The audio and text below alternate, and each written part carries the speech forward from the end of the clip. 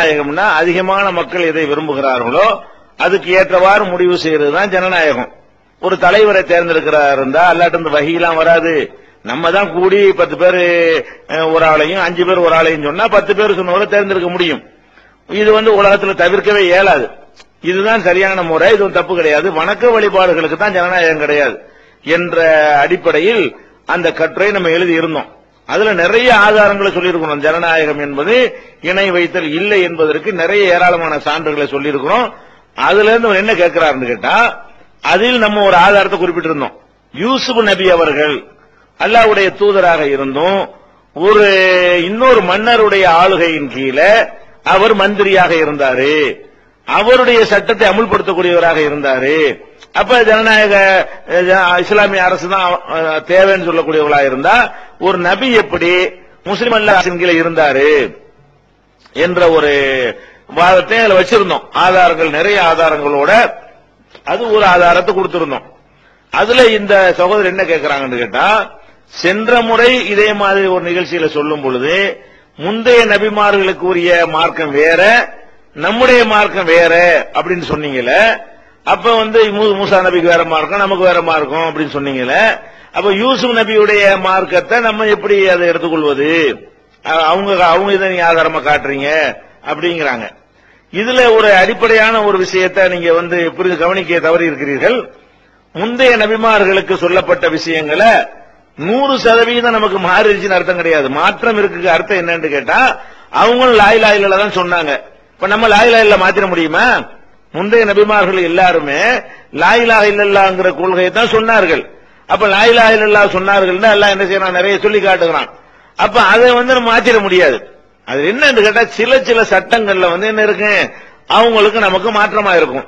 அவங்களுக்கு சொல்லப்பட்ட நபிமார்கள் தொடர்பான ஒரு சட்டம் நம்முடைய சரியாவுல அது இல்ல என்று ஆதாரத்தோட சொல்லப்பட்டா தான் நம்ம அதை விட்டுறணும். அப்படி இல்லைன்னு சொன்னா நம்மளும் செயல்படுத்துவதற்கு தான் அல்லாஹ் நபிமார்களுடைய வரலாறு சொல்றான். அப்படி குர்ஆன்ல சொல்லுங்க, இப்ரத்துன் லி உலில் அல்பாப் லி உலில் அப்சார் லகத் கான ஃபீ கஸஸிஹிம். இந்த நபிமார்களுடைய வரலாறுகளில அறிவுடைய மக்களுக்கு பாடமும் படிப்பினையும் இருக்கிறது என்று அல்லாஹ் குர்ஆன்ல சொல்லி காட்டுகிறான். அப்ப நபிமார்கள் விஷயமாக நமக்கு என்னென்ன சொல்லப்படுகிறதோ அந்த விஷயத்தில் எது கண்டிக்கப்படலையோ, எது திருத்தப்படலையோ, எதை அல்லாஹ் அல்லாஹ்வுடைய ரசூலை மாற்றி சொல்லவில்லையோ அந்த மாதிரியான விஷயங்களாக இருக்குமேயானால் அதை நம்மளும் கடைபிடிக்க வேண்டும். எல்லா நபிமார்களையும் நீங்க பின்பற்றுங்க அப்படின்னு தான் நமக்கு மார்க்கம் சொல்லுகிறது. இப்ப சுலைமான் நபி அவங்களுக்கு என்ன பண்றான், அல்லாஹ் பொம்மைகள் உருவச் சிலைகள்லாம் செய்து வைத்துக் கொள்வதற்கு அனுமதி கொடுத்தான். குர்ஆன்ல அப்படி இருக்கிறது. யாமலூன லஹு மின் மகாரிப வ தமாசீல.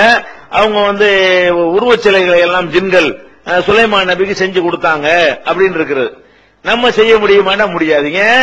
நமக்கு தனியா தடை வந்துருச்சு. ரசூல் ஸல்லல்லாஹு அலைஹி வஸல்லம் அவர்கள் மலக்குகள் நுழைய மாட்டாங்க, உருவப்படம் இருக்கிற இடங்கள்ல மலக்குகள் வரமாட்டாங்கன்னு தடுத்துட்ட காரணத்தினால சுலைமான் நபி செஞ்சு இருந்தாலும் நமக்கு தடுக்கப்பட்டுச்சு பாருங்க. அந்த காரணத்தினால அது அவங்க ஷரியத்துன்னு சொல்லணும். அப்படி சொல்லாம ஒரு விஷயம் வறுமையானால், இப்ப இப்ராஹிம் நபி குர்பானி கொடுத்தாங்க, நம்மளும் குர்பானி கொடுக்கிறோம். ஏன் அவரை பின்பற்ற சொல்லி அல்லாஹ் சொல்லிவிட்டான். அவர் குர்பானி கொடுத்தா நம்ம ஏன் கொடுக்கணும்னு கேட்க கூடாது. அதை வழிமொழிகிறோம். அது நம்ம மார்க்கத்தில் தடுக்கப்படவில்லை. அதே மாதிரி ஒவ்வொரு நபி அறிவாங்கினாங்க, உதவாங்கினாங்க, தியாகம் பண்ணாங்க, சத்தியத்தை எடுத்து சொன்னாங்க, மக்களுக்காக குரல் கொடுத்தாங்க, இஸ்ரவேல் மக்களுக்காக மூசா நபி போராடினார் என்றெல்லாம் அல்லாஹ் சொல்லிவிட்டு, அது மாதிரி நீங்க போராடாதீங்க நமக்கு வேற சட்டம் சொல்லல. வேற சட்டம் நமக்கு சொல்லாமல் நபிமார்களுடைய வரலாறுகள் நமக்கு சொல்லப்படுமையான அது எல்லாம் நமக்கும் உரியதுதான். இந்த சம்பவம் அழகான சம்பவம் இருக்குது, யூசுப் நபி சம்பவம். இந்த சம்பவத்துல கேள்வி கேட்கிறவங்களுக்கு நிறைய சான்றுகள் உள்ளன அப்படின்னு நல்லா சொல்லி காட்டுறோம். அப்ப கேள்வி கேட்கறவங்களுக்கு சான்று உள்ளன அர்த்தம், நீங்க என்ன கேள்வி கேட்டா அதுக்கு ஆன்சர் இருக்குன்னு அர்த்தம், பதில் இருக்குன்னு அர்த்தம், பின்பற்றுங்கன்னு அர்த்தம், எடுத்து சொல்லணும்னு அர்த்தம். அந்த மாதிரி நம்ம புரிந்து கொள்ள வேண்டும். யூனுஸ் நபி அவர்கள் அல்லாஹ்வோட கோவிச்சிட்டு போனாங்க. அந்த சம்பவத்தை அல்லாஹ் சொல்லிட்டு என்ன பண்றான், நீ அந்த மாதிரி செய்யாதேன்ட்டான். யூனுஸ் நபி கோவிச்சிட்டு போனாங்கல்ல, அது அக்செப்ட் பண்ணல. சம்பவத்தை சொல்றான், அது தவிர்த்து கொள்ள வேண்டும் என்பதற்காக சொல்லக்கூடிய ஒரு சம்பவம். நீங்களும் அது மாதிரி நடக்கக்கூடாது என்பதற்காக வேண்டி அல்லாஹ் சொல்லக்கூடிய சம்பவம். அதனால முந்தைய நபிமார்களுக்கெல்லாம் ஷரியத்துல சில மாற்றங்கள் இருந்தது உண்மை.